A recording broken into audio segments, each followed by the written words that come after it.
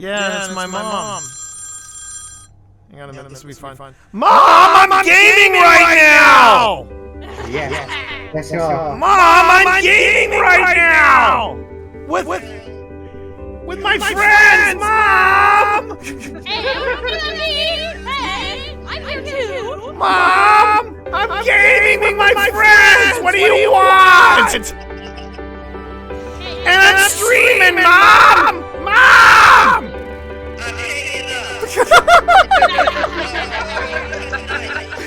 I love you, Mom.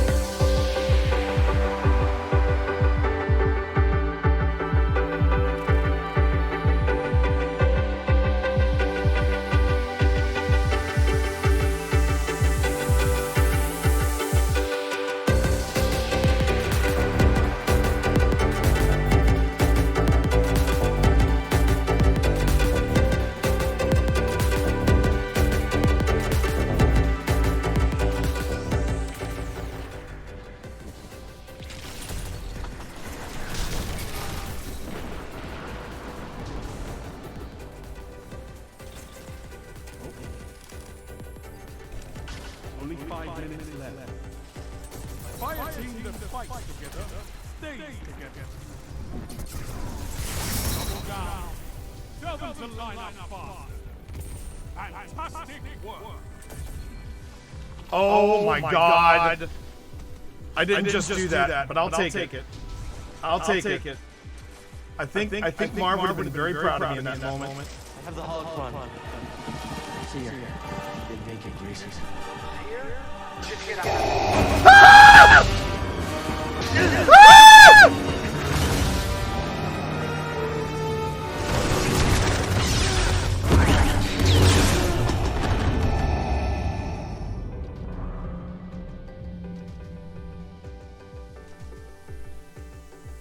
I don't know what happened there.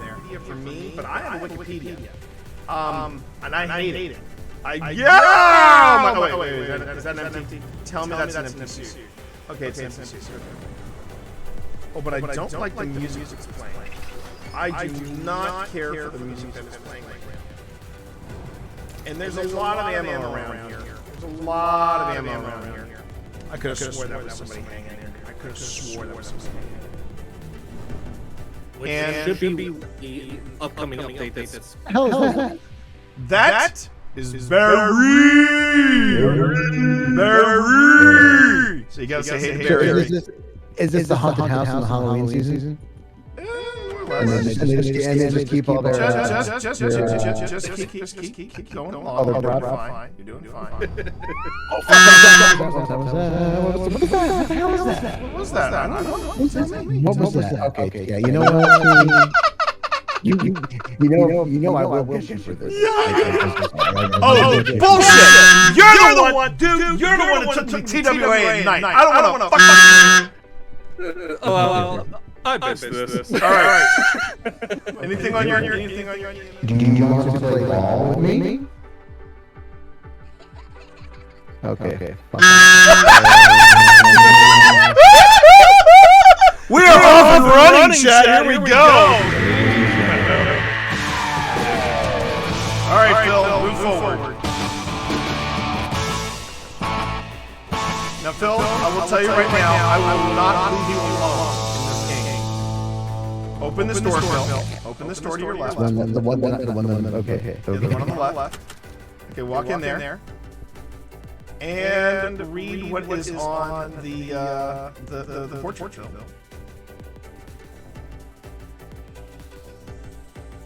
How was that? Was that you?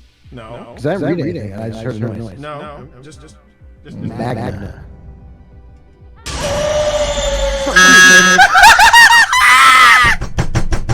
This is awesome.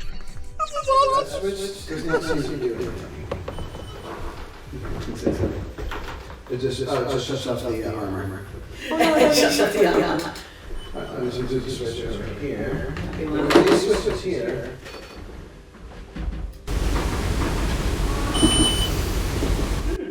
That was not us. Yeah. I think I got Sabrina in the room. Huh? What? I thought you were in another room. Did you not? I heard that. I thought that was Serena. I heard Mom. Me too. I heard it too. It wasn't. That was not Mom. I'll tell you what, I know, I'm looking to see here. Maker. The maker. Probably told not to speak to strangers. And that's fine. That's fine. My name's T. And over there's my. Was that you speaking? No, it wasn't. I heard that. Yeah, that's now I hear you speaking. I heard. What was that? It sounds like a voice. I don't. It did. Yeah, it wasn't your. No, it wasn't. It wasn't. Nothing got caught in my throat. There was. I marked it, but it was a mumble. Did you heard that right? 100%.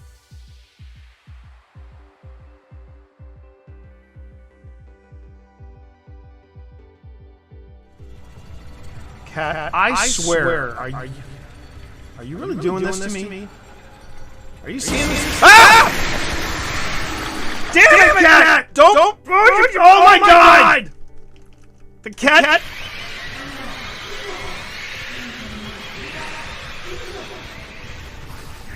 You little jerk!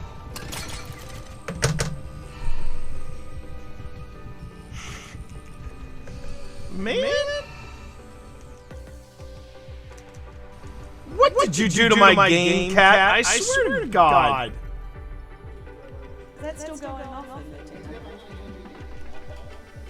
I would like cat balls. Someone needs some cat balls. What was that? Someone needs some cat balls. You have. What is that? What is that? Do you hear that, Pep? It's a very wow. Hang on. It's a very rushed. It sounds like a rushed whisper. Someone needs some cat balls. I'm now slowing it down to 175.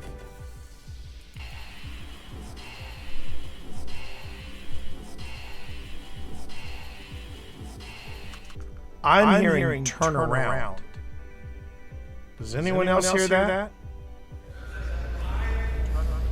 Which is ironic when you think about it, because usually you say, oh, all theaters are haunted. I don't think all theaters are. I mean, some things. Yeah, they're just not talking to us right now. They're just not talking to us right now. You want to go get what you're reading? But I asked you, since when was it after and everyone would talk about themselves?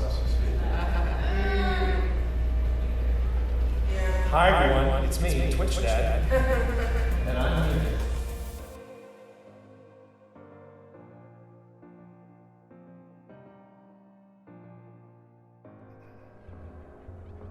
Yeah, this is where it starts to get super creepy. This is the game Cyberpunk 2077 wanted to be, chat. I'm just going to come out and say it. This is the game Cyberpunk 2077 wanted to be. So there you go. Well, pitter patter, let's get at her. Okay. Glad I got that on my system. Overriding can destroy my software. But I made that choice when I hooked into the person's computer, and the consequences it would bring.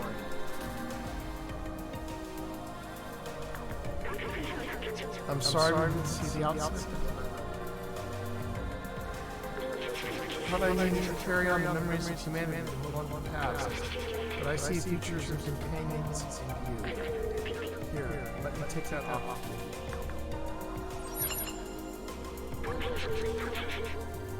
You were my friend, the very best I could have asked for. Oh, damn it. This is going to be another Last of Us ending where I cry. I'm tearing up already.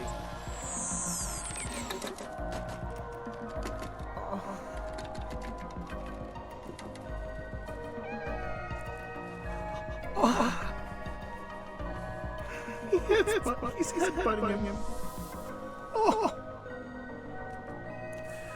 my heart! Oh, my heart!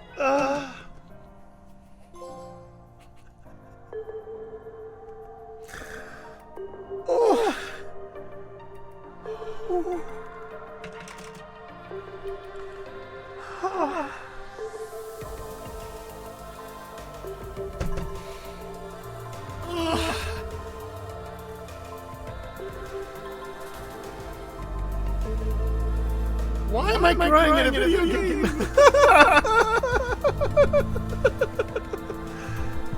Oh my god. I did it, hon.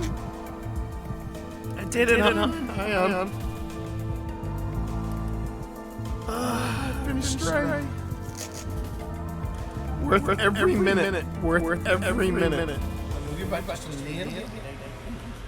What? She does look like, I was just wondering if her belly was a little bit big. Yeah. Maybe that might be why she's hungry. That might be.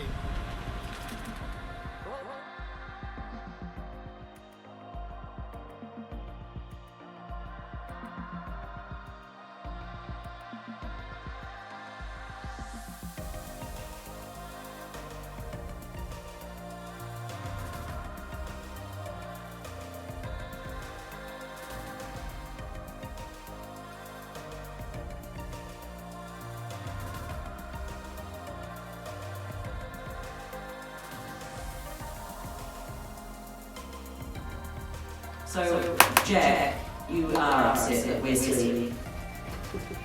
For Virginia. For against his own people from Gettysburg. That must have been aggravating. Did you just whisper? Did you just whisper? Keep going, everything you got. No, I don't know. I'm worried it's back at red. Come on. No. Steve Saylor! Steve Saylor! You did it! You did it! Congratulations, Steve Saylor! You just picked up your second seal! That's a motherfucking seal! Let's fucking go! Let's fucking go!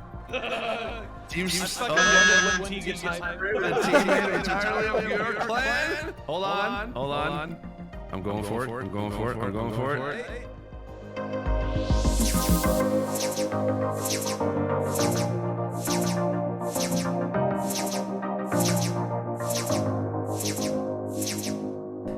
Yeah, you just saw 80 inches of me touching my nipples on your wall. You're never going to look at your wall the same way again. Okay.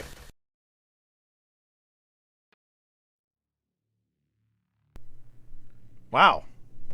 That was wild. I thought a tune was going to kick in, and it didn't. And then it just jumped over to the next one, and I'm like, well, okay, that's kind of awkward. But hey, do you expect anything less from this pro level stream as you're watching right now? I doubt it. Hey, everybody. You are gaming with... Well, you're not really gaming with the Team Monster. Let me explain tonight's plan. Tonight's plan, we're just going to kick back with some non-alcoholic apple cider. And basically just chew the fat until my interview starts. Well, actually, I'm going to probably bug out. I'm going to probably bug out the about half an hour before the interview starts, just to make sure everything's working fine. Everything's good. You know, I got good sound. I got good video. I look, my hair looks coiffed. My Pikes Peak amidst the headphones still looks good and all that stuff. That's my plan anyway. How you doing, everybody? So right now you're just chatting with the Team Monster. It's going to be kind of a really disjointed, slightly haphazard double play Thursday, because I have no idea if after an hour of chatting I'm going to be like, let's go ahead and let's get some Dead Space in. Let's get some Destiny in. I have no idea what the status of the... Really? Both of you.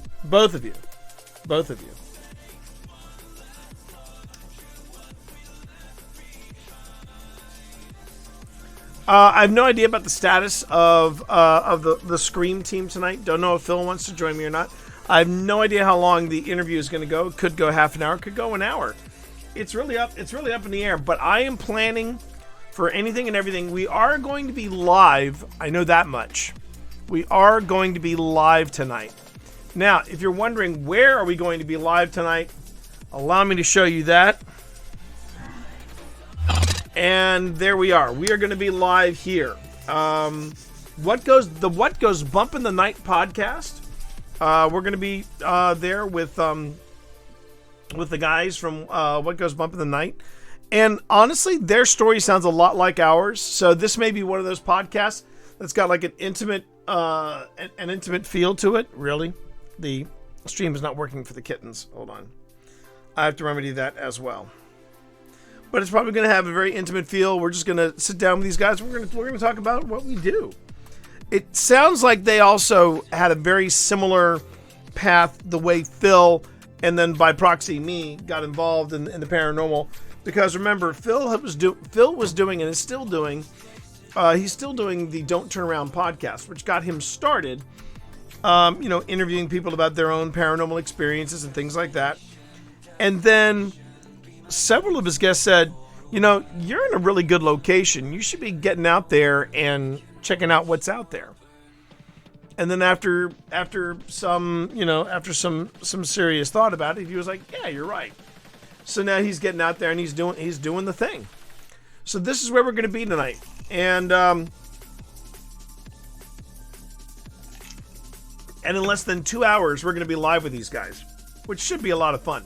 I'm looking forward to it because, again, it sounds like we have a lot of similar experiences. Sounds like we both are going along the same path. And we've got our notifications on. So if you go to What Goes Bump in the Night, which is if you're looking for it, this is their homepage on YouTube. What Goes Bump in the Night. You can then go over to live. You'll see special guests, Old Spirits Investigations. Click on that, and then you can say notification on, and then you won't miss a thing. You will not miss a thing. I hope everybody's doing okay. All right, first off, let me go on ahead. I think it's time that we took care of the cats. Watch as I populate the cat tree with critters. Are you guys ready? All right, I'll do this first.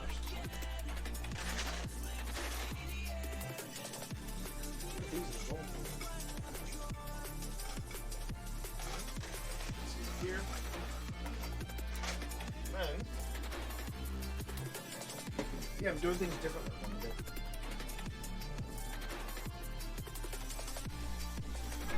Yeah. Whoop.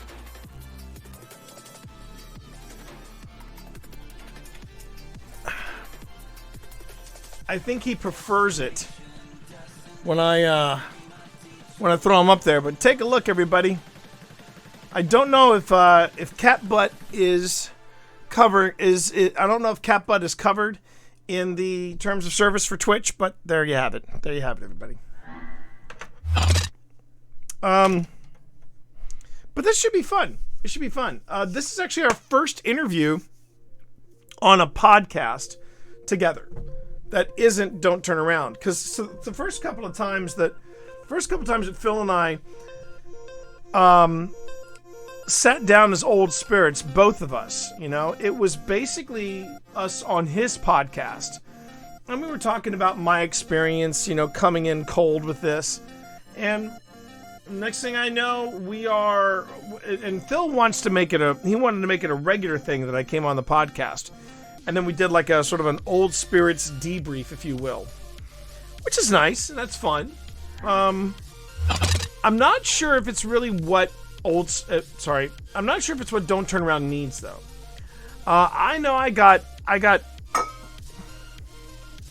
a lot of different people in touch with Phil.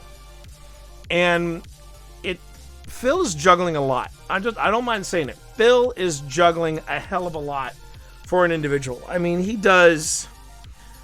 Man, I mean, how he does it, I don't know. I just don't know. Now, granted, I think it's easier for me because one, kiddo is away at college, so there's that. Kiddo is away at college.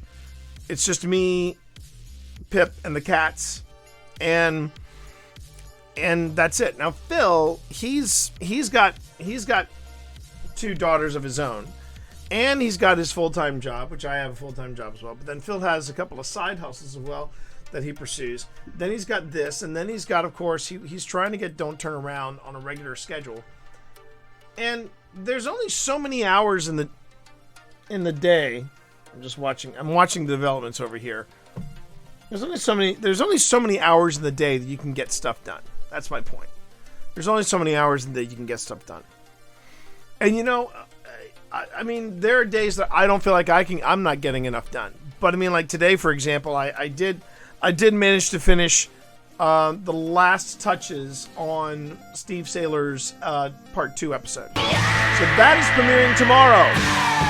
Tomorrow, everybody, make plans for tomorrow. Tomorrow, 9 p.m. Eastern Time on our YouTube. And you can reach that YouTube by going here.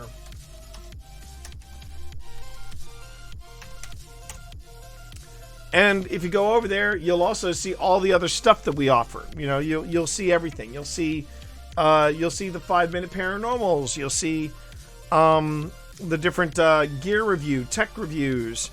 I'm doing a review. The next 5-minute paranormal, I'm going to be reviewing. Yes, I'm going to be reviewing The Highway to Hell from Spooky AF Productions, featuring Call Me Chris and Selena Spooky Boo. Seriously, Lana, call Kenny Loggins because you're in the danger zone. I am in the danger zone because I'm not giving it a glowing review. I am giving it a constructive and honest criticism. And I had to think about that because even Phil was like, see, it's one thing to take on Netflix, but now you're taking on Selena Spooky Boo and Call Me Chris. Are you sure that's a wise move? Now, here's the thing. I'm not here to say no, you shouldn't watch it, or it's a piece of poo. I'm not here to say that. I am going to say it was very, very good. It was not. It could have been better. Yes, there is room. Now, I would say that about OSI. I would say that about Old Spirits. I would say Old Spirits has room for improvement, and we are improving. We have taken Old Spirits in a very different direction, editing wise. We are still doing couch commentary, but now instead of it being picture in picture, we are now doing completely immersive episodes where you are in the instead of just reviewing clips from the evening like our best of, we're showing you the whole investigation. We're taking you in.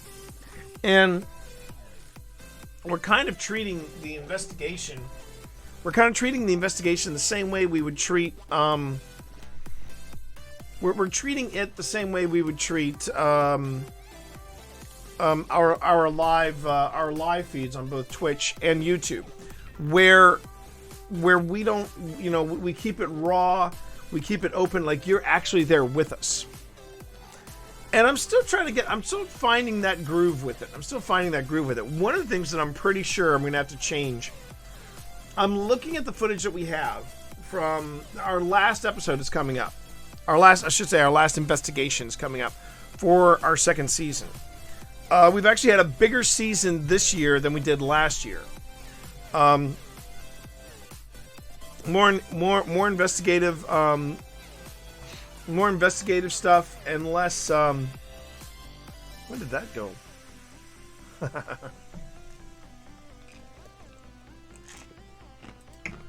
Why not?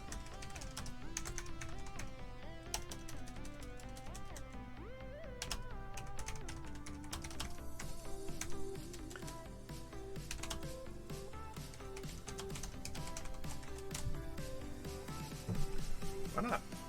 I just saw the Black Smoke Paranormal Let's Effing Go, so I thought, okay, looking forward to the live tonight. Why not? But yeah, I'm approaching this. I'm approaching YouTube as sort of like, okay, well, what can we do to make our YouTube presence and our YouTube experience better? And one of the things that I will say about Old Spirits on YouTube is that it's grown. It's grown a lot. I don't mind, breaking it down for everybody. It also makes sure that the cat cam is active, so at least Benedict feels. Because look at that.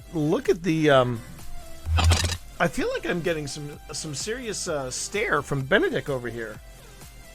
I'm not sure what's up with that. Benedict, I gave you treats and you had pumpkin. You're good. Bass, I don't know what you're doing down there, but anyway. So going back to the the page, I kind of feel like the channel has grown and it's going in the right direction. Like, for example, okay, so let me go on ahead and let me break this down by that's a good way to look at it. I mean, okay, here's a good example. So let's scroll back a bit. All right, so here I mean, we've only been up for 2 seasons, so no, you're having it. Hey, look, you're having a day, Panic. If you need to go in and go out, if you need to take care of yourself, you take care of yourself. All right. I'll be here chatting either to myself or just killing time until it's time for me to head over to YouTube, where I'll be doing What Goes Bump in the Night. I hope you can make it tonight, but you had to do some more blood work today. Okay. How are you doing though? How are you doing after yesterday? Because I know yesterday you also had a day as well. Just you gotta, you hang in there. All right, you're doing okay. You're doing better than you're giving yourself credit for. All right. I just want to make sure you knew that. So I'm looking at the current layout of last year, right? And you'll notice that last year we did 1, 2. We had, all right. So this was how it went last year, season 1. Yeah, last year, season 1. Season 1 we had 1, 2, 3, 4, 5. Well, 4. That was a 2. This was a 2-parter. 4, and then 5, 6. We had 6 investigation shows, right? 6 investigation shows, and the 6th investigation show was our. 7 investigation shows, and our 7th 6 investigation shows. And our 6th one was, in fact, our Christmas special, which was the Dunlora Inn investigation, right? Okay, so we had a few more 5-minute paranormals, I think. We had a few more 5-minute paranormals, because what we were doing was we were doing an investigation. We would do like 5-minute paranormals, then we do another one, and we do like 5-minute paranormals, and we do another one. So it was 1 5-minute paranormal. I'm sorry, it was 1 investigation show, and then 3 5-minute paranormals in between, so that we were really on a monthly schedule. Well, then we launched season 2, and when we launched season 2, we decided on a different plan, and that different plan was okay. We're going to take 1 investigation and break it up across 2 episodes, and then we would have an investigation, a 5-minute paranormal, an investigation, and then we would do 2 5-minute paranormals after that. So this time we did 1. So that's 1 investigation. We then did 2, 3, 4. Yeah. 4. Wait. Yeah, 4. Wait. I've already lost count. All right, so let's try that again. So we got part 1, part 2. That's 1, and then part 2. So it was our 2nd investigation. Our 3rd investigation was Ghosts of Northern Virginia. So that would be 1, 2, yeah. That was 3. Okay, so that was our 3rd investigation. Our 4th investigation was Linville Manor.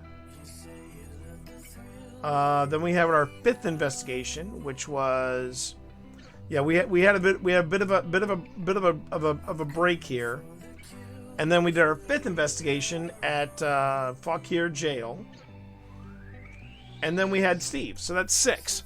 So we actually had 1 more investigation this year, but we had more investigation shows. So we had more investigation shows. I think we had roughly the same amount of 5-minute paranormals. But I think these batch of 5-minute paranormals behaved. Hey Ryan, they performed better than the previous 5-minute paranormals. And we had a few extra special episodes, like we did a special episode where we celebrated our 2nd anniversary as a team. We also were doing more lives this go round. Here are the list of lives. The first ever live we attempted was this one. Project Fear Q&A recorded live at Penhurst, right? Now here's the funny thing about that. We recorded that live. We had 2 people watching live. This half an hour live is one of our most watched lives because it's at 4.1 thousand views. And again, this is where I think YouTube is always going to have a weird. It was something that I mentioned yesterday, when I was on Loco's channel last night, yesterday afternoon, talking about the different strategies between YouTube and Twitch. People are going to look for the live content on Twitch first, which is why I will still and always I will and always stream my live events on Twitch. YouTube is trying to crack into that market.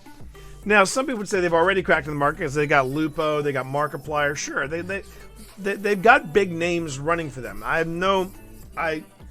am not in any way debating that they don't have big names working for them.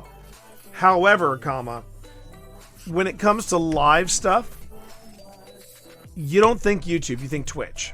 YouTube will always be about edited content. That being said, the live content that you create on YouTube does have a pretty decent shelf life.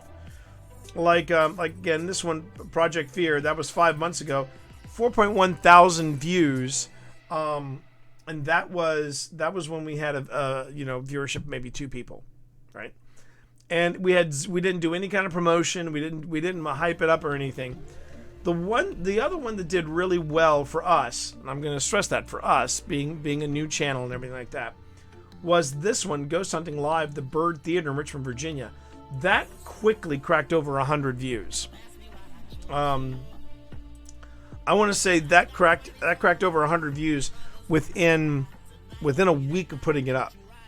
And considering that on an average we're getting between 40 and 90 views in a week, which again, that just is that's a real testimony for Steve. Steve's part 1, when he visited the Jenny Wade house, nearly 200 views within the first 2 weeks. He was killing it. What I find fascinating, though, when I look at the analytics of YouTube, is what does and doesn't stick the landing. Like, for example,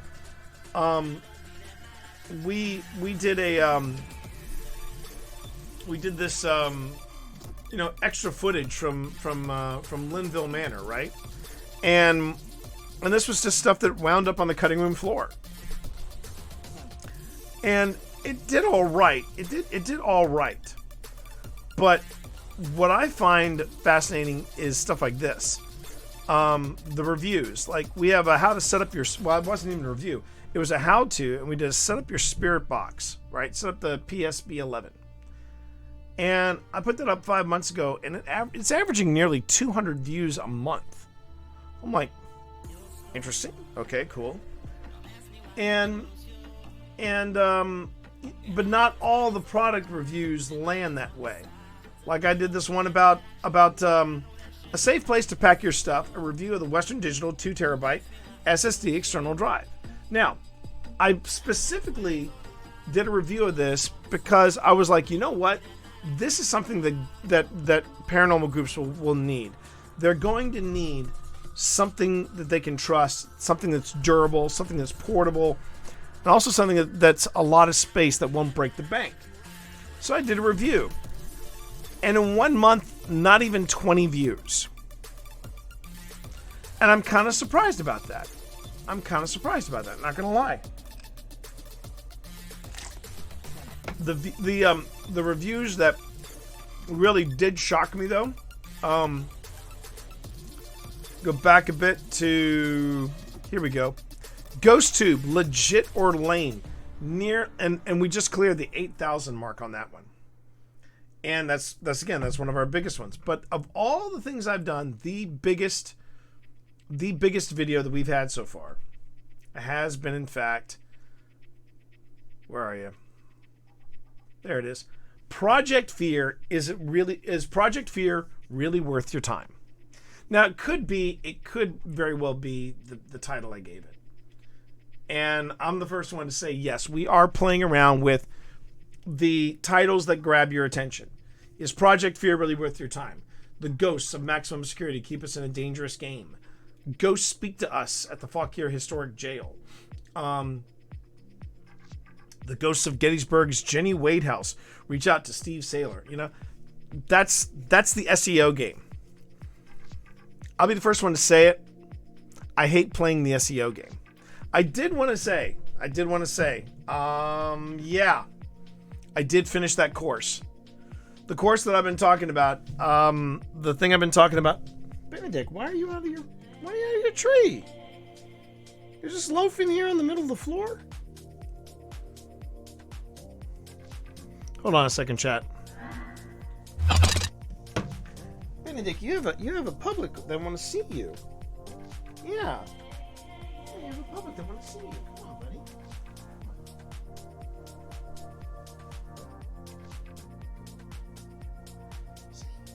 See?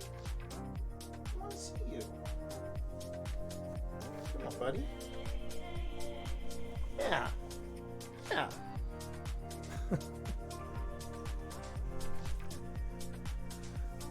Oh, I was SEO. Man. You know what? Panic, that might be one of the few emotes that I could design for myself. Because what I would do is I would probably just make something like, hang on a minute. I would do it originally, but I'd probably do an SEO with a slash through it. That course, chat, if I had paid money for that Udemy course, I would have been pissed. I would have been pissed. What a horrible course. I mean, first off, it covered a lot of common sense stuff. One of the things, like, for example, they said how to build a website for your business. Well, if I'm taking a course in SEO, I should already have a website of any kind. That's the first thing. Because SEO really, it doesn't matter if it's a YouTube site or if it's a WordPress site. You're dealing with SEO, search engine optimization, if you didn't know. And yeah, it was a very long and hard. It said that the course on the total hours of the course roughly equated to 6 hours. It felt more like 9 or 10. I mean, it felt soul sucking was what it felt like. I was not in any way, shape, or form impressed by this guy, and my 1.5 star review of the course did not pull any punches. I even went one step further, and in my rather lengthy review, I may have used the words unethical, irresponsible, what did I use? Yes, I mentioned it on Discord. Let me just pull up my Discord real quick, and I can tell you exactly what words I went. Yeah, I finished the course. Oh yes, unethical, unrealistic. That was another one. Unrealistic and irresponsible was a good one. Yep. It was a rough few hours of my life that I'm never getting back, but I got the certification. I got the certification for whatever it's worth. I can now tell everybody from Udemy, yep, or I can tell people on I'm supposed to get a badge. And I know you might be saying, badges? We don't need no badges. We don't need no stinking badges. Well, I kind of need a badges. I need a badges for my workplace, so that I can show people, yeah, I'm making myself a better vessel, a better what's the word I'm looking for? Asset, as opposed to just an ass. I'm making myself a better asset for my day job by doing this training, My brain is bigger, and I now have the ability to command the realm of SEO with ChatGPT. And I effing hate it. I think ChatGPT is a neat tool, but it's when they have people write blogs and posts and things like that. Hell, I think the worst one, I think a friend of the stream, I believe if it wasn't Mika, it was Secondhand, who was telling me about one of the websites that's out there that do the nerdy, geeky stuff. It wasn't IO9 and it wasn't like Gizmodo or anything like that. It was one of the smaller websites.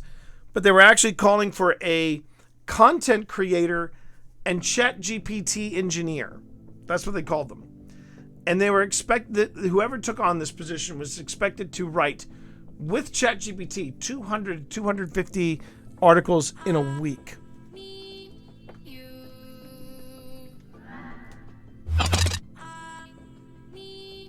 You okay, Benedict? You okay? I looked over and you were in trouble. You were in serious trouble. You good? I swear, I feel like this cat is giving me the guilt stare. We're good, right? I mean, we're good, right? All right.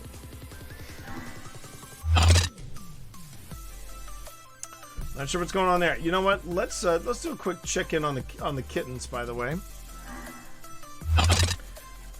Trust me, they're not dead. They are just fast asleep. These kittens are full of piss and vinegar during the day, but once that sun sets, they hit the sack pretty hard. So we've got some developments with the kittens. Good developments. There's some people that have voiced a sincere interest, if not in the girl cat, Ripley, one of the two boys, Hudson or Hicks. Now, that's interesting. We find that very interesting. Does that mean we're going to take them up on their offer? We have feelings about splitting up the two brothers.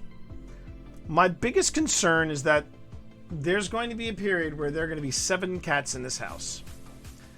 Already we're at 9 cats. We had the 3, right? We had Benedict, Sebastian, and Vi.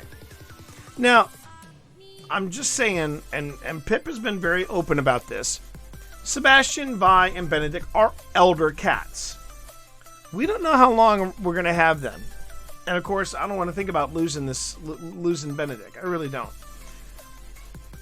Regardless of what was going to happen with our current cats, when we brought in Evie was like, okay, you know what? It's okay. We've got Evie. You know, she's a lovely cat. Can't be more than a year old. We're going to guess she's about a year old at the oldest. But then she gives birth to 5 kittens. And literally overnight, we went from a 4-cat household to a 9-cat household. This is when you start to feel the crazy vibe, the crazy cat people vibe kick in. And here's something that I'm beginning to start to understand why they are crazy cat owners.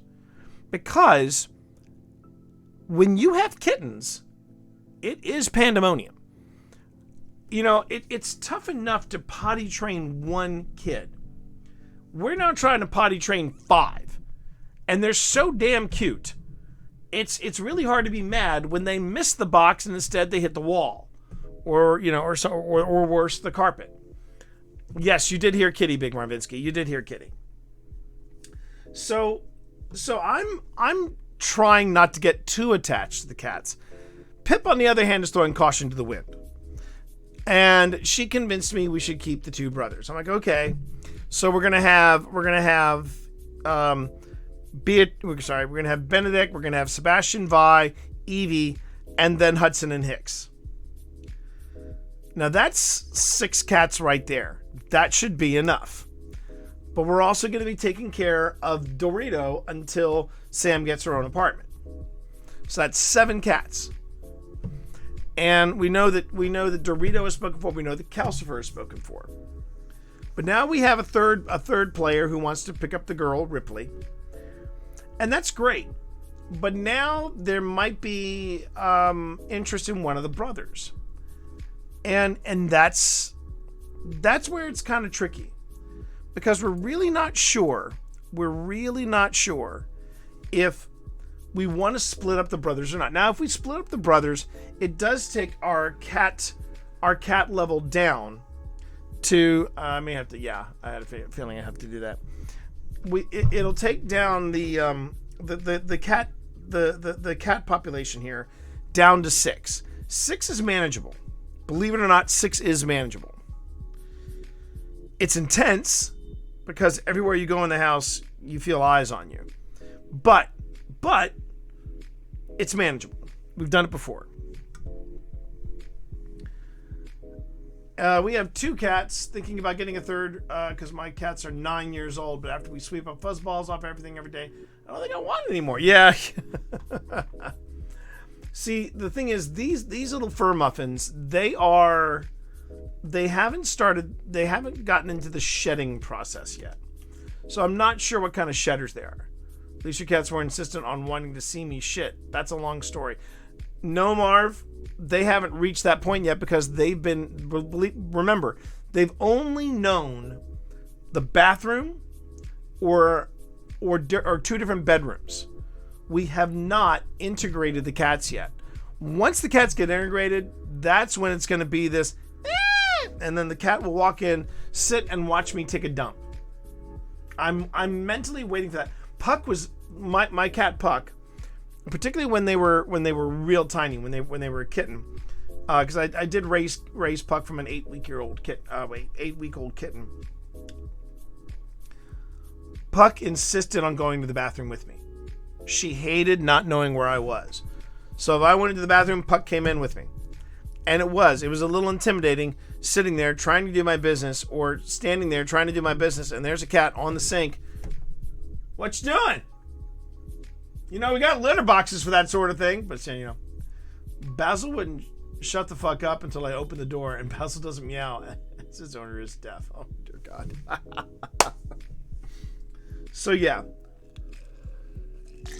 Life with cats, man. Life with cats. Not that I mind. I mean, I remember as a young kid wanting more than just one cat. We were a 1-cat household for many, many years. And my mom has shown no interest in getting a cat for the house after my dad's passed.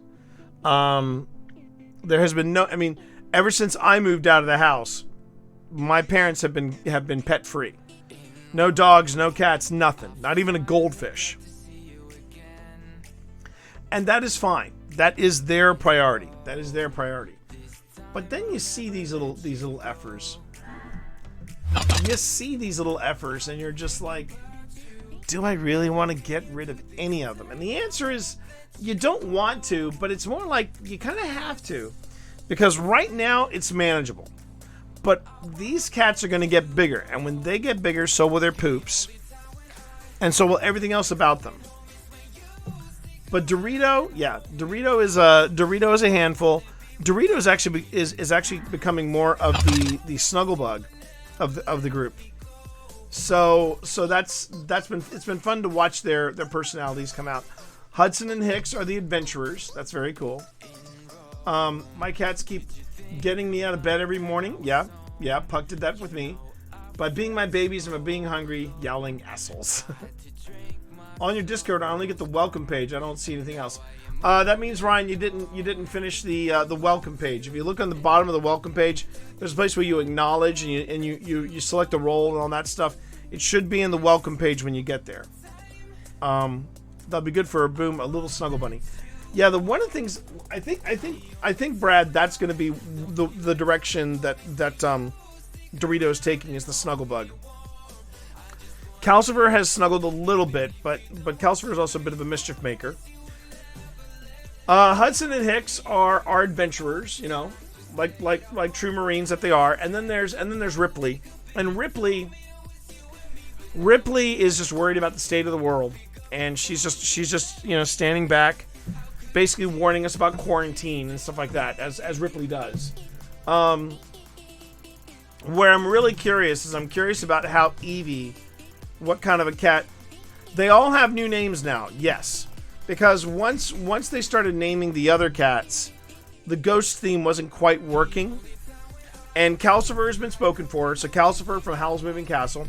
Dorito, that's Sam. That's Sam's cat, Dorito. And then we had these two brothers and a sister. And that it just didn't feel like that the Geist, Spectre, and Wraith names were really working. So and then Pip was like, well, we're keeping the two brothers. She just came out and said, yeah, we're keeping the two brothers. Like, okay. And when I was trying to think of, I thought of Shakespearean names, I thought of ghost names, and because Pip has just finished her Alien book, Hudson and Hicks popped up in my head, and I said, okay, I think that's going to be it, Hudson and Hicks. And I said, well, we're naming these two Hudson and Hicks until we find a home for her. We should call the other cat Ripley. So it's Ripley, Hudson, and Hicks. Evie is still Evie. That's not changing. But what I'm curious about Evie is that when her nips, no Jonesy, no. If we had a Jonesy, it would be Dorito, because Jonesy's a ginger, but no Jonesy. But anyway, but the thing about Evie is Evie's nip area is still a little sensitive. But I have a feeling she is a lap cat. If she's not a lap cat, I'm curious as to what kind of a snuggle bunny she's going to wind up being. Because she'll stand in my lap, but she won't settle down in my lap. And when I put my arms around her, she gets very uneasy about that. So I'm not sure what happened to her in that respect. It is funny, though. We were talking about Evie and her abandonment and all that stuff again, because we were talking about a mutual friend of ours that had a very odd take. My Tortie is a snuggler, but on her terms. I have a feeling that's what it's going to be, Brad. But yeah, we had this friend who was moving from one location to the next, and she just basically took her. She had, I think she either had a cat or two cats, and without even asking anybody, do you want to take any of these cats? Do you want to find a home for these cats? She just dropped them off at a shelter. Didn't bother to check if it was a no-kill shelter. Just dropped them off at the shelter. And people were asking her, well, you could have found homes for the cats, because they were basically moving from one apartment to another apartment, and the other apartment didn't allow for cats. And apparently, since the husband was making all the decisions, he basically said, we're taking this one because it's a cheaper apartment. We'll have to get rid of the cats. So they basically took the cats to a shelter and dropped them off. And when she was questioned, she said, well, they're just it's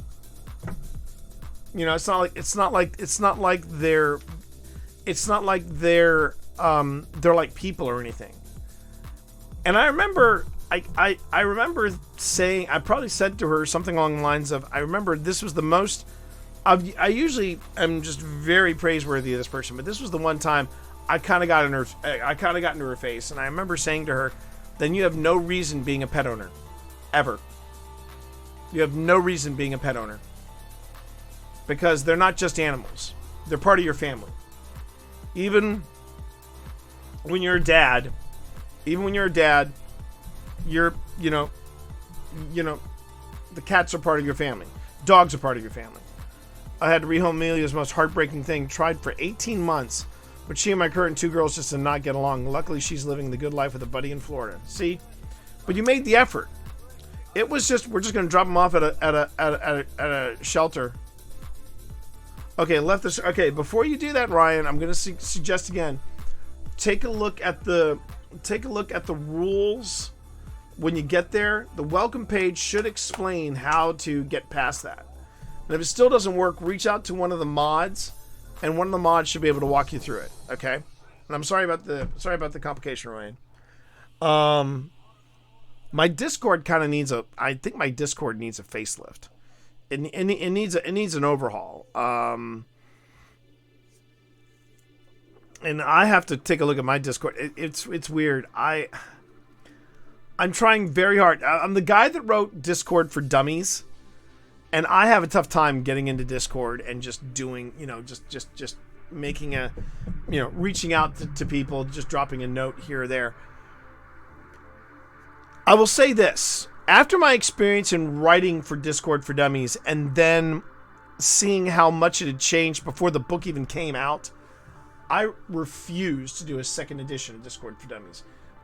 I can say this without any kind of hesitation. There is no price for doing a Discord for Dummies second edition, because by the time the book hits the shelf, it's obsolete. That's how quickly Discord for Dummies had changed between... And here's the thing. I usually have 6 months to write a book for the For Dummies people. That one, I had 4. 4, chat. 4. I made the deadline, but it nearly killed me. I got a little bonus for it, but wasn't worth it in the end. Really wasn't worth it. Which is why you won't hear me talk a lot about Discord for Dummies. I'm still proud that I did it. But I appreciate that. I appreciate that, Brad. I hope it helped you. Because I was very disappointed that Discord for Dummies had changed so much. It feels like you're just... And I've heard other people say this too. Discord changes so fast that people get used to the way one thing is, and then the next day, Discord's like, we're going to do it differently. And I get it. It's the age of software constantly updating and staying ahead of the game. I think it's asking a lot of people. So yeah, tonight, 8 o'clock on the What Goes Bump in the Night, we are going to be special guests on their live recording of a podcast.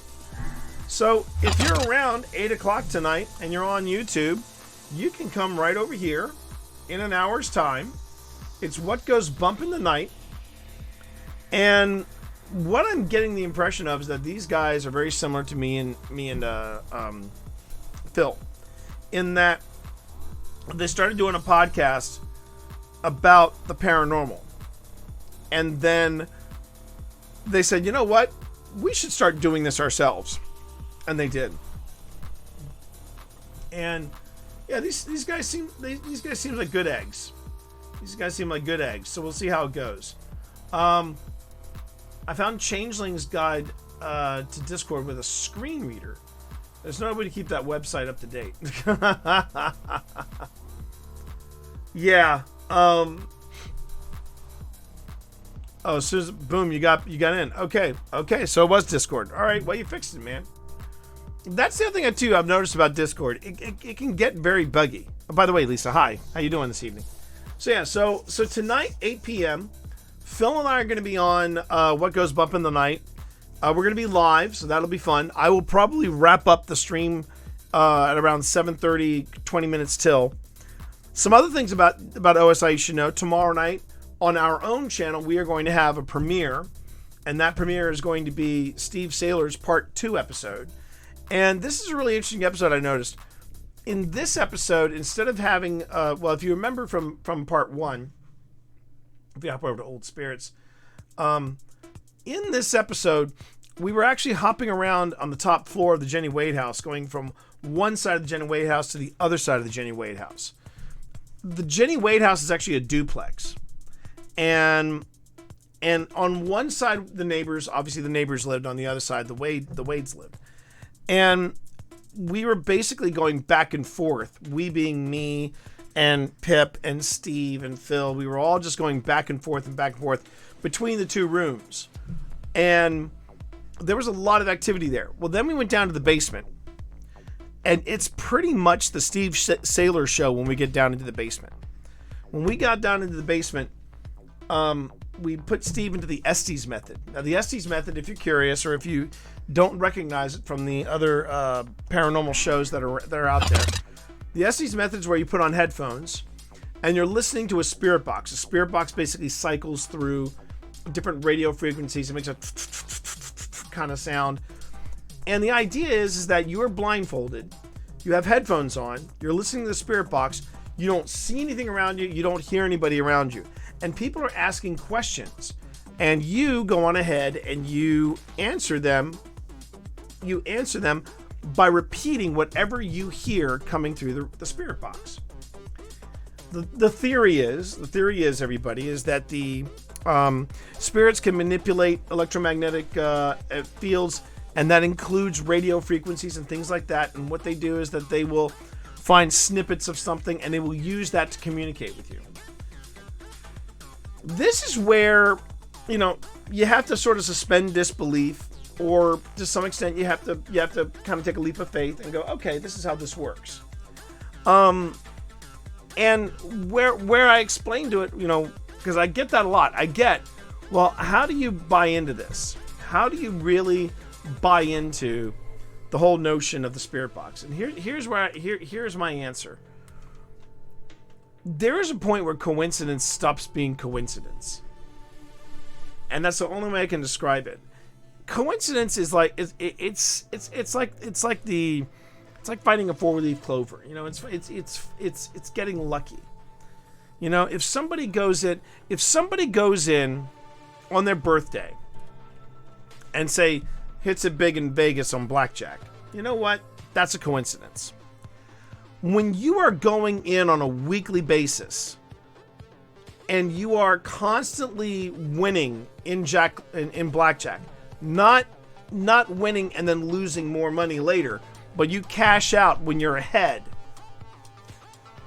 then it stops being coincidence. Then and that's when the casinos take a cold hard look at how well you're doing and wondering what you're doing. Are you counting cards? Are you gaming the system? Are you in cahoots with one of the casino players or the casino dealers? Because there is no luck. There is no luck when you go to a casino. When you go to a casino, and I'm not saying Vegas, I'm talking about the casino. Whether it's a casino in Maryland, a casino in West Virginia, or a casino in Vegas, there's one group that always wins, and it's not you, it's the house. The house always wins. Now, I've kind of strayed away from what I was talking about, but with the spirit box, that's what I'm talking about, is that coincidence. I do think coincidence can be a thing, but when you see it happen on a regular basis, that's when it gets a little weird. And it's hella coincidental when you're getting clear responses to the questions you are asking. And adding to the mystery, the fact that you can't hear the other person outside of your headphones. You can't hear the person outside of your own headphones. You don't see what's going on. And Steve Estie's method at the Jenny Wade house was really intense. It was really intense. In fact, I'm not going to give anything away, but let's just say it was very hard to get Steve away from the spirit box. Yeah, it was very hard to get him away from that.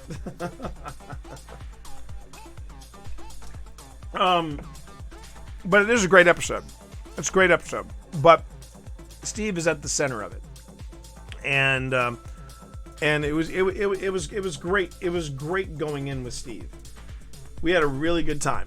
We had a really good time with Steve, and I'm anxious to share it with you all.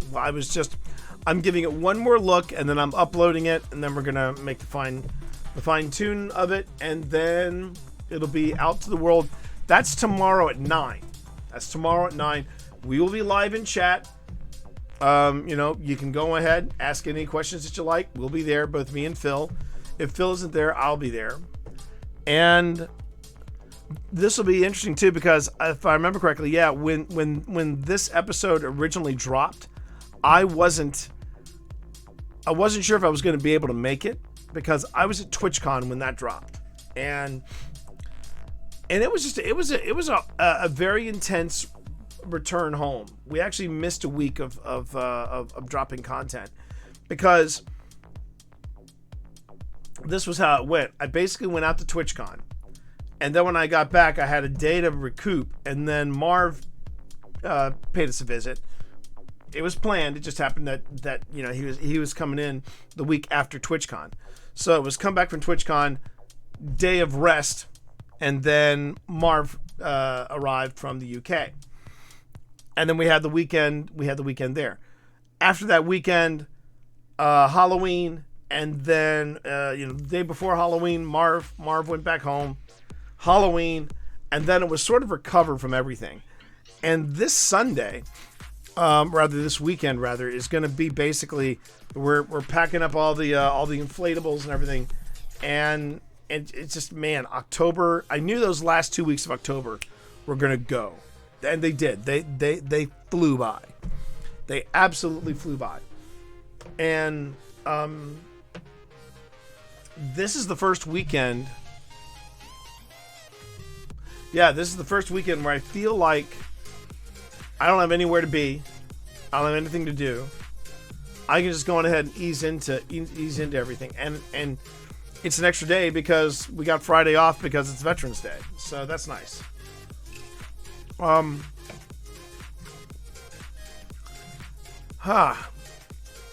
But tonight, 8 o'clock, this is where Phil and I are going to be. And if you want to have a notification so you don't forget about it, because sometimes you might forget. Don't worry, you can go here. You got less than 2 hours to go.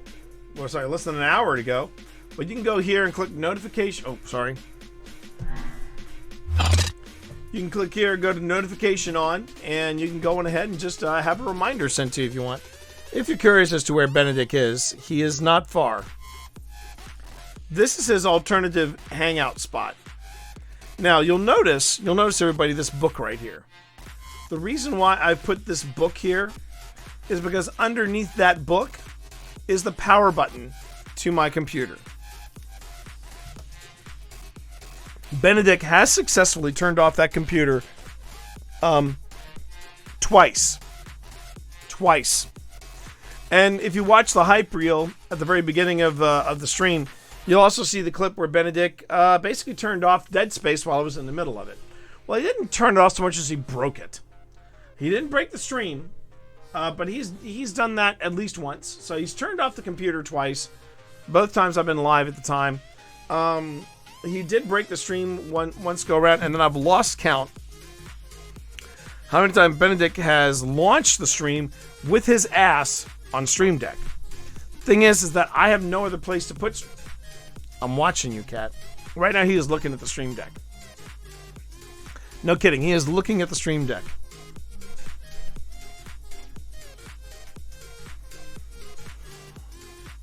This cat tests me. I love him dearly. He was a rescue, and I would have thought he would have bonded with Evie and the kittens over that, because Evie is a rescue as well. Yeah, Benedict in his old age is feeling a little territorial. He looks really good, though. I will say that he looks really good. Although we were supposed to give him hydration today, and I don't think we got around to that. Yeah, we didn't hydrate you. Well, it's a thing that we do now where we intravenously give him fluids just to make sure that he's good. He is getting calories and hydration through other means. Like he's been really good with the pumpkin. He loves his pumpkin, so there's that. But you're a handful, aren't you, Cat? But he will always be Gamer Cat. He will always be Gamer Cat. You will always be Gamer Cat. I have a cat named Mooch that figured out how to turn off my CPAP. Oh, jeez. When I was back in the old apartment, my tabby Rose learned she could turn the Xbox on and off with her paws, thanks to the thanks to the captive buttons. Fantastic. Yeah, it's a bit embarrassing when you're out for the day and then suddenly you get this, "Hey T, did you know you're live?" And I'm like, "What?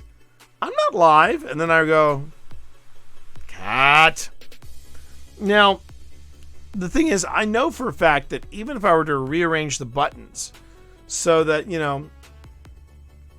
so that the launch and end stream button wasn't the lower corner, I'm sure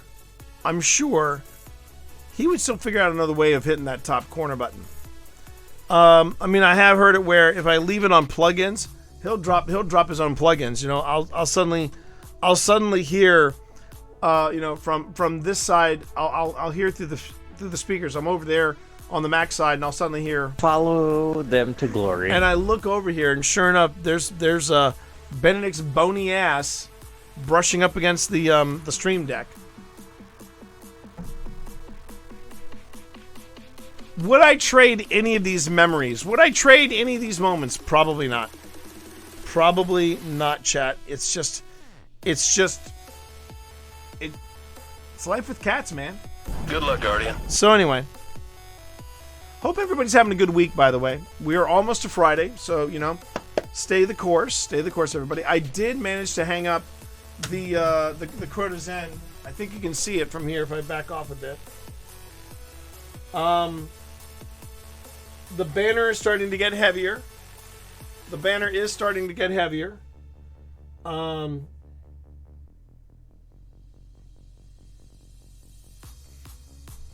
I'm pretty proud of that. And I hope everybody's having a good week. I apparently got notice today that my raid jacket, it feels weird though. I gotta admit, it feels weird with all the stuff that's happened at Bungie. It just feels odd giving them money for some of their merch when apparently they are claiming that they're not doing that well, which is why they had to have all the layoffs. And then another gaming dev house also laid off a shit ton of people. But everybody's reporting. This is the part that I've never understood, and it stands to reason. You know, when you're pulling in the billions, eventually it's gonna companies are gonna get so big that they're gonna be like, hey, we need to trim the fat somewhere. Because, yeah, we're making millions for our shareholders, but they also want to be getting that billions. I liken it to this, chat. I liken it to the more popular videos on Old Spirits. We get a lot of comments on the higher performing clips. In particular, this one, the Project Fear video. We've been getting. I wonder how many reviews. We might have overlooked your presence. So we're up to 136 comments on Project Fear, on the Project Fear review that I did. And albeit one of the reasons why we have so many comments is because we're responding to all of these comments. So yeah, I'm responding. I'm responding to what is going on when they comment, right? No big deal. I like it. It's a way of connecting with people. The one thing though is that we're starting to get the comments of people that are just nasty. They're just toxic. And we've already gotten the comments about this stuff is fake. You're faking it. You're doing this. Now, if someone accuses us of doctoring any of the stuff that we capture, yeah, I block those people. The other ones I just hide from the channel, and we'll still get the analytics for it. But I get it. The Project Fear review that we did is so popular that it's starting to pop up. You reach a certain point where you pop up on the sidebar. So whether it's from what I understand, we're getting traffic from Project Fear itself, because next to them in the suggested videos is this review. Because yeah, I mean, let me go on ahead and let me take a look at Project Fear. That would suck if I went to Project Fear, went to one of their episodes, and we weren't in there. All right, so let's do this one. Someone broke in our most dangerous overnight. Okay.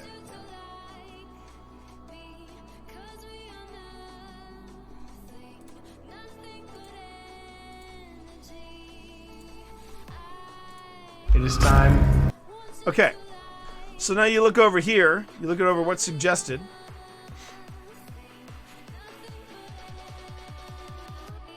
Oh, I thought we would be suggested. It says we're suggested. So somebody's suggesting us. I just don't know who. Man.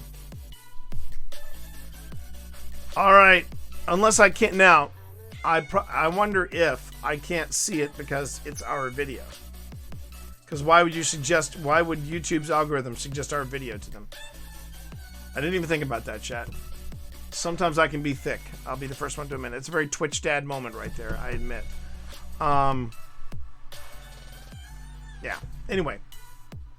The point is that why am I getting that? Women seeking companionship? No. No. Please block ad. Continue. I get enough of that on Threads, unfortunately. Ad blocked. You should see this ad from Google. Great. Thanks a lot. I appreciate that. Okay. So yeah. So we. If you look at the reasons, it's like age and sex, probably. Okay, fair enough.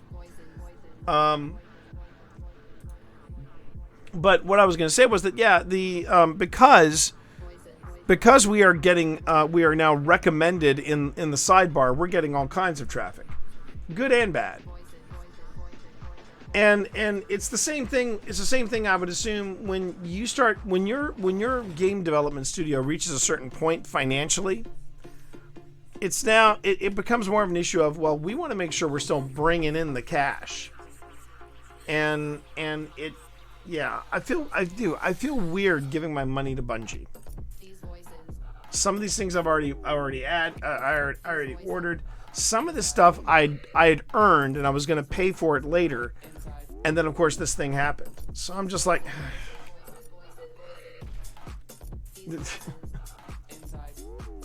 The ad algorithm is not sophisticated. I get a lot of property scam ads, and I blocked and reported them all. So ad block is now back on. Yeah. That was one of the other things though about the SEO course that I really didn't care for. The SEO, I did finish it, by the way, Mara. I don't think you'd arrived by then. I finished the SEO and ChatGPT mastery course. Man, I just want to punch that guy in the face, the guy who was teaching it. I absolutely wanted to punch that guy in the face. I want to be useful. Show me night train destinations from Germany. You know, like the train journey vids I watch.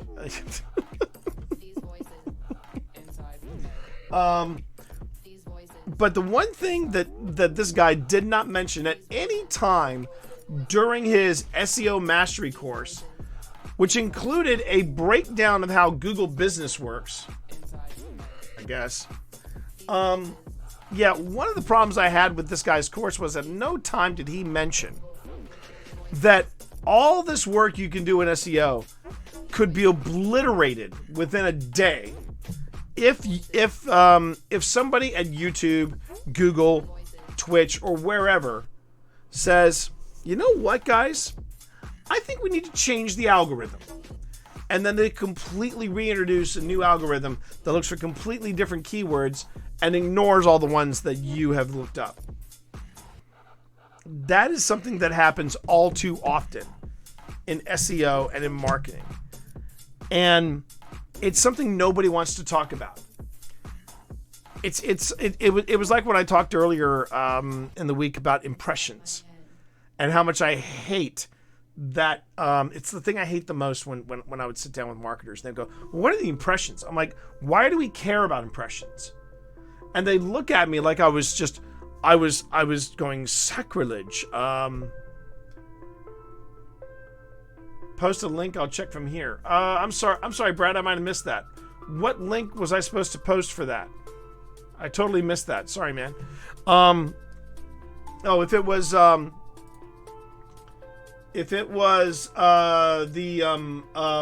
what goes bump in the night here. I'll just send you to the to see about the ad rec. That's a good I don't know what the I don't know what the ad would be for. So anyway, backing up a few steps. Sorry. So I was talking about impressions earlier this week, and about what an awful junk stat it is. But apparently, marketers think it's all that, and I'm like, it isn't. And to me, SEO I put in the same category as impressions. SEO is all about theoretical. If people look up these terms, I meant the sidebar rec. Ah, okay. Here. If you want to, and if you want to see the video itself, hang on a second. Share. There you go. Yeah, here's the here's the project here review that I did.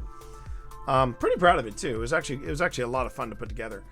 But yeah, I mean, the fact that the algorithm is controlled by the platform and will always be controlled by the platform, and the fact that SEO experts like this absolute jackass that I was taking this course from, at no time did he ever say, look, I'm going to put you through the ringer here, but you need to know this may all change tomorrow.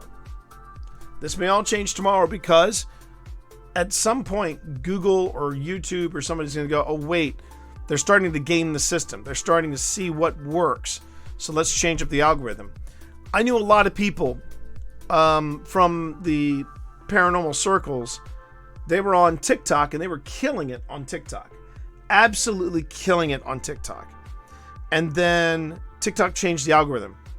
Literally within 24 hours, people that were seeing like 10,000, 20,000, 30,000 views were now getting 1,000, 2,000, and then they would cap out at 2K. And yeah, it was a bit of a wake-up call. But that's how social media works. You can be like the next Ninja, the next Dr. Lupo, the next Ludwig. But the minute somebody at the platform that you're investing in says, we're changing the algorithm, and they don't tell you how they're changing the algorithm, that's on you. That's on you. And when it comes to SEO, sometimes you can just get lucky. You can just get lucky. I mean, you want a good example of me getting lucky on YouTube here. Let me show you real quick. Huh. Oh well. You know what? It's like podcasting for dummies, Brad. Somebody's buying the book because we're about to write the 5th edition. So, all right. So let me pull this up though, because I find this funny every time I think about it. Oh wait, I can actually do it here. If I type in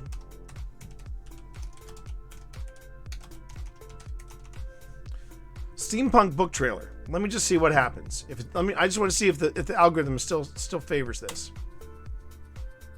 Look at that. Look at that.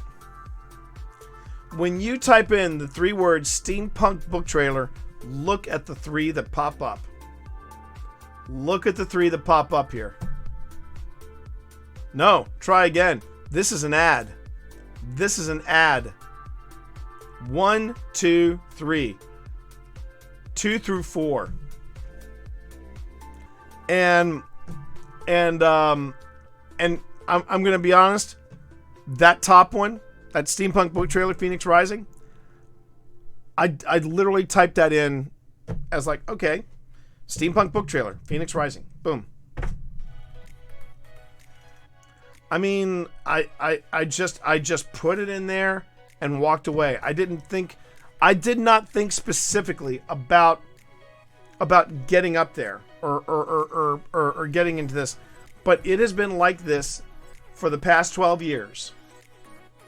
For the past 12 years, if you type in steampunk book trailer, if Phoenix Rising doesn't come up first, it comes up second. Oh, the 5th edition. Oh, yeah. I thought you'd been in chat when I mentioned it, Brad. Yeah, we are getting ready to sign the contract. We are getting ready to sign the contract for the 5th edition of Podcasting for Dummies. Yes. 5th edition. More of that, please. More of that, my girl. I think this is going to be a slightly streamlined version. We're not going to be giving out as many recommends or as shout outs as we once did. And that is so that we can really keep it simple and keep it brief. Keep it simple, keep it brief, get in, get out, and tell what we need to do. But we're also one of the other things that we're doing is we're focusing on how streaming is now a viable platform for podcasts. We're also going to be talking about AI as a tool, not as a content creation tool, but as a tool. I'm not going to let AI edit my podcast. I'll let AI help me edit audio and edit video in ways that I think make sense. Like if I want to queue up some video with external audio and I want to queue that up, yes, by all means, let some AI do that for me.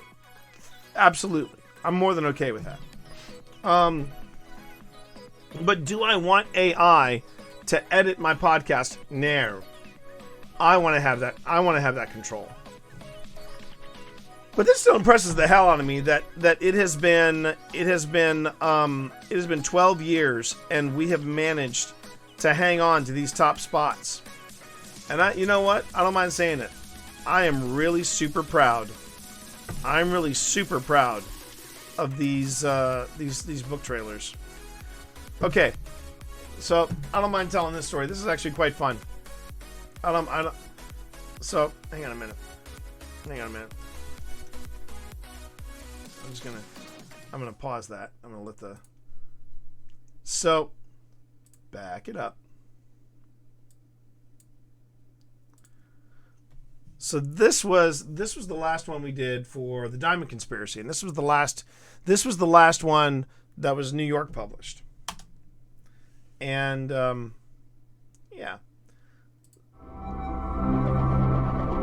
this was fun to put together. That's a template. You just plug in your logo and boom, it was like that. So, this is what's cool about this. This is all shot in Richmond, Virginia. That right there is the it's the Main Street train station in Richmond, Virginia. We shot this on the coldest night in record. But I did all of the sound effects on my own. I learned how to do that glitch effect.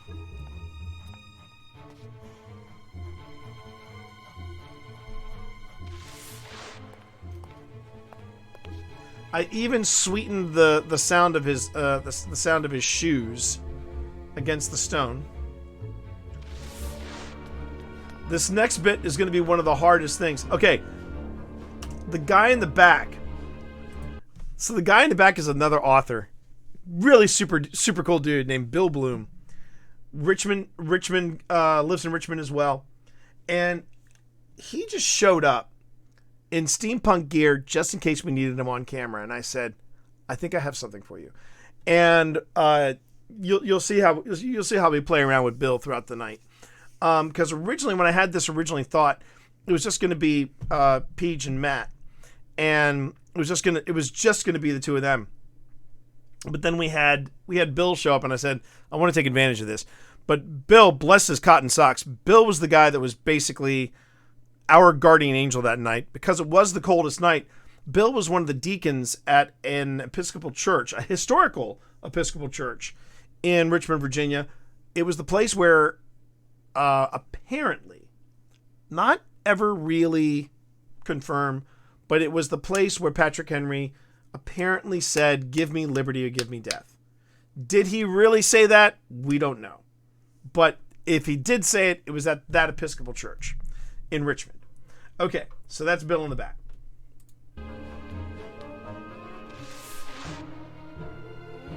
The glitch effect was kind of cool to learn. And now you're about to see the hardest part about this. It's been a while since I've seen this. Okay, so let me explain what I had to do. The hardest part about this particular thing, I wanted to get the thing to light on fire, right? But here's something that I didn't realize about modern day paper. it has a slight wax covering to it that prevents it from catching fire.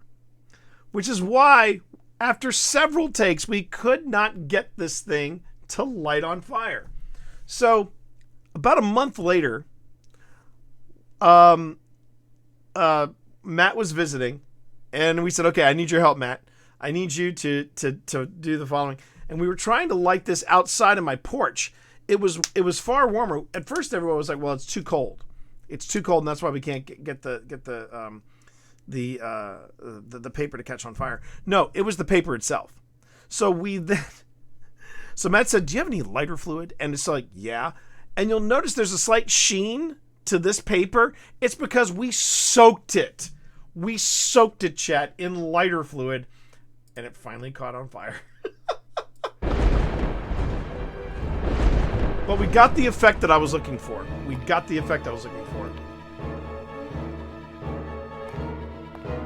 This was also a tracking shot that I shot by hand.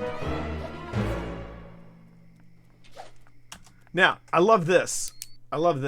Hang on. This was our little thing. That right there, that is an actual martial arts pose from the 19th century. And I'm blanking right now on the... Hang on. I'm going to look it up.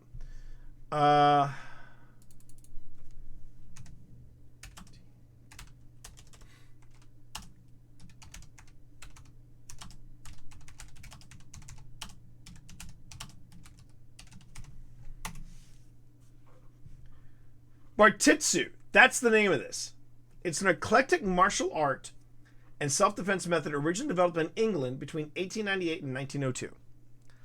And that is the stance that Matt is taking with the cane. That is an actual Bartitsu stance. And yeah, we had some fun with this.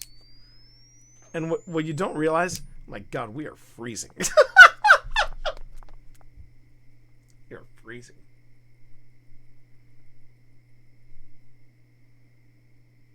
They really did a great job.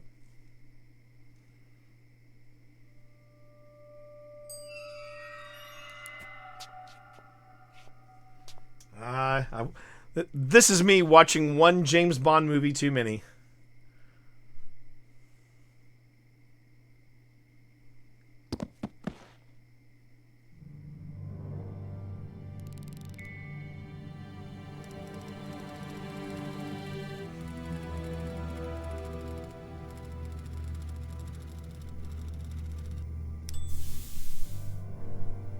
Oh, I forgot I did that.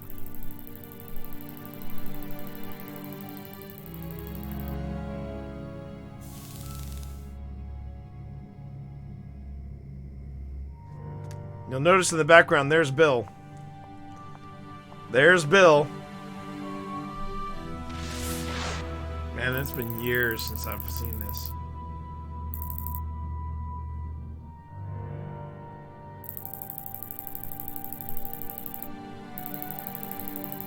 Eight years ago. 2015. 2015, chat. 2015. 2015. Where is the time gone? It's going to be, man, 10 years in 2 years.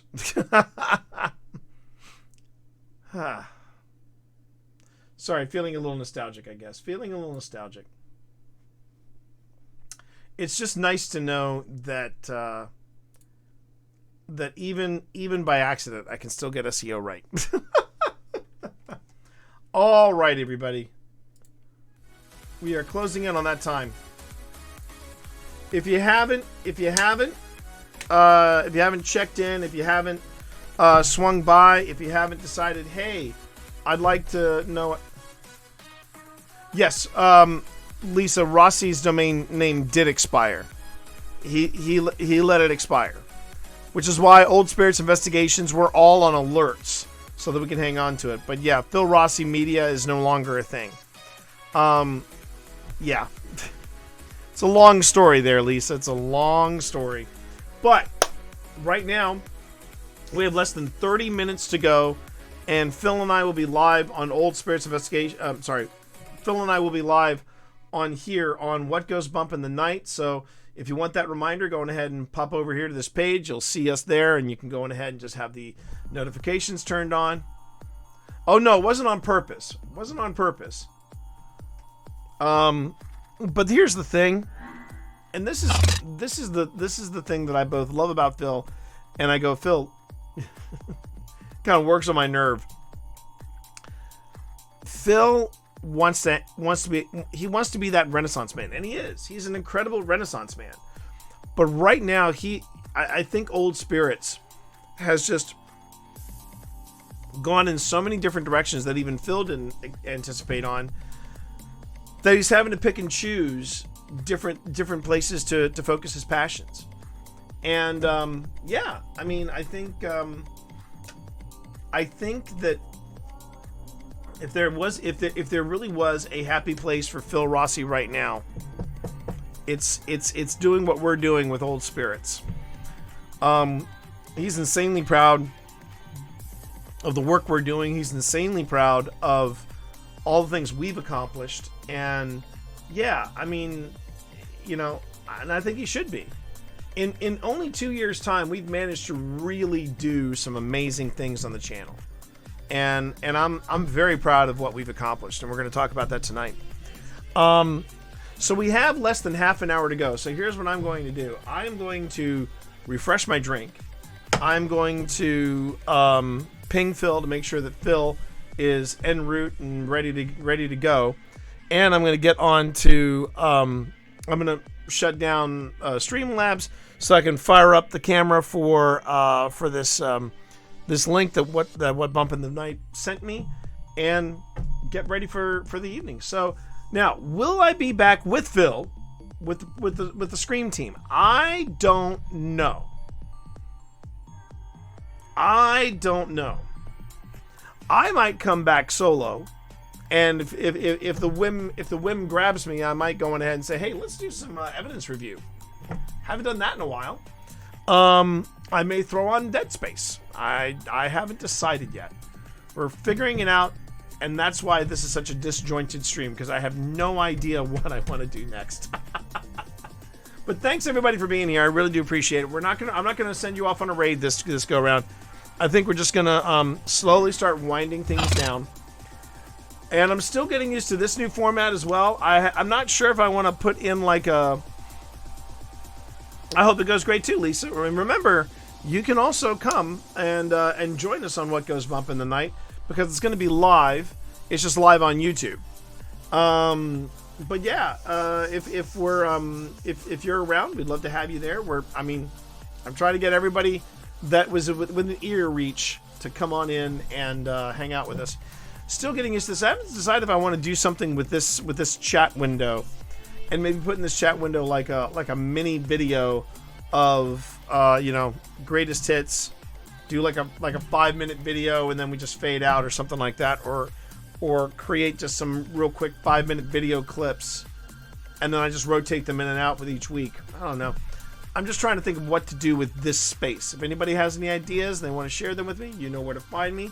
I'm open to hear what you think about what I should be doing with this new layout. But until tomorrow, because I will be back tomorrow, we're going to be doing some more review tomorrow from Charleston, South Carolina. That is our last show for season 2, and then I immediately stay in production for season 3, so that when season 3 rolls around, yeah, we got a buffer and we've got a lot of stuff that we're going to be sharing with you. Tonight, though, I am heading off to What Goes Bump in the Night podcast. Keep your notifications enabled to find out where we're going to be later tonight. Until then, you all have a great night. I will see you, hopefully, at 8 o'clock on YouTube. Take care, everybody. See ya.